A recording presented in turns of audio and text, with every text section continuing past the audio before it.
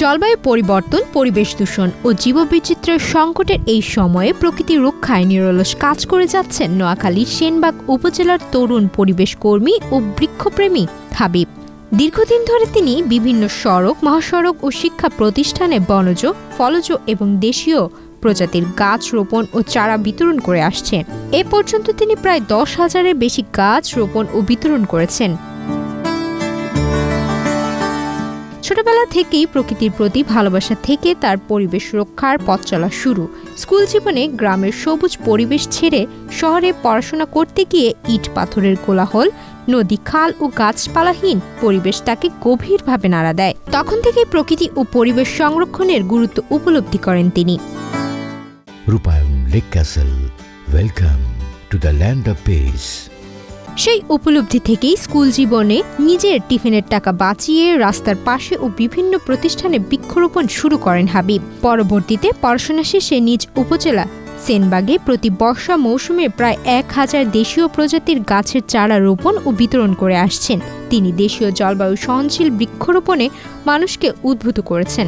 আমি এ পর্যন্ত প্রায় 10,000-এর বেশি দেশীয় প্রজাতির গাছ লাগাইছি এবং এর পাশাপাশি আমি গাছ নিজে রোপণ করার পাশাপাশি বিভিন্ন শিক্ষা প্রতিষ্ঠানগুলোতে শিক্ষার্থীদের মাঝে গাছ বিতরণ করি। এর উদ্দেশ্য হচ্ছে ভবিষ্যৎ প্রজন্মকে যাতে পরিবেশ এবং প্রকৃতির প্রতি দায়িত্বশীল এবং যত্নশীল হওয়ার জন্য এই গাছগুলো আমি তাদের মাঝে বিতরণ করি।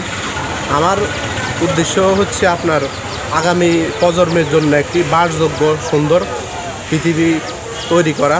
পরিবেশ সচেতনতা বাড়াতে তিনি বিভিন্ন শিক্ষা প্রতিষ্ঠানে শিক্ষার্থীদের মাঝে গাছের চারা বিতরণ, জলবায়ু পরিবর্তনের ক্ষতিকর প্রভাব সম্পর্কে আলোচনা, লিফলেট ও হ্যান্ডবিল বিতরণ সহ নানা কার্যক্রম পরিচালনা করেছেন। 2024 সালের ভয়াবহ বন্যার সময়েও মানবিক ভূমিকা পালন করেছেন হাবিব।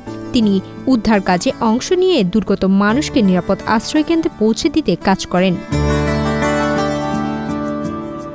একসময় স্থানীয় এলাকায় প্রচুর খেজুর গাছ থাকলেও সময়ের সঙ্গে তা প্রায় বিলুপ্ত হয়ে গেছে।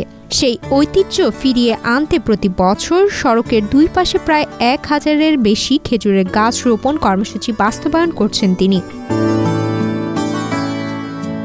কৃষিক্ষেত্র পরিবেশ বান্ধব উদ্যোগ নিয়ে কাজ করছেন হাবিব। তিনি কৃষকদের অতিরিক্ত কীটনাশক ও ক্ষতিকর রাসায়নিক ব্যবহার থেকে বিরত থাকতে উদ্বুদ্ধ করছেন এবং জৈব ও পরিবেশ বান্ধব কৃষি ব্যবস্থার প্রসারে সচেতনতা সৃষ্টি করছেন।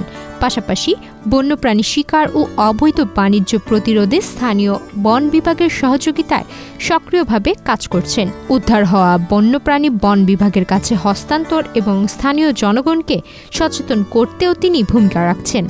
আমাদের সরকারি উদ্যোগে আমরা বৃক্ষরোপণ করছি। এতে আমাদের মাননীয় প্রধানমন্ত্রীর আহ্বান রয়েছে, সেটা বাস্তবায়নের আমরা চেষ্টা করছি। আমরা আশা করব যে স্বেচ্ছাসেবী সংগঠন এবং ব্যক্তি তারাও এই কাজে এগিয়ে আসবে, তারাও বৃক্ষরোপণ করবে। কারণ বৃক্ষরোপণ করলে আমরা সেখানে এটা পরিবেশ রক্ষা করবে, আমরা এখান থেকে পুষ্টি পাব এবং একই সাথে আমাদের ঝঞ্ঝা থেকে রক্ষা করবে।